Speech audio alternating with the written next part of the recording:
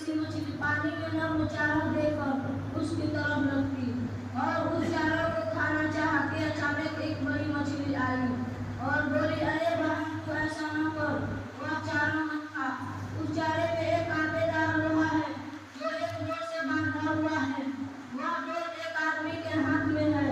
आदमी उस इंतजार में है कि तू उस चारे को खाए और कांटा तेरी हलक में फंसे और फिर खींचकर तुझको पानी के बाहर निकाल कर तुझको अपने कब्जे में करे, फिर घर जाकर तुझको काट कर पकाए और 32 दांतों के बीच तुझको चुभाए। प्यारी नादान बहन मेरी बात मान ले, यह मुसीबत मान ले। छोटी मछली ठहर गई।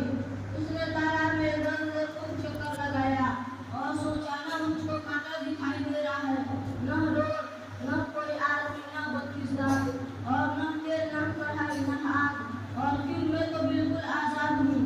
जरा सी देर में कहाँ से कहाँ चली जाती हूँ। मछली सोचती रही, फिर आखिर उससे न रहा गया। उसने वह चारा निकल लिया। फिर वही हुआ जिसकी खबर बड़ी मछली ने दी थी। उस तरह अल्लाह ने अपने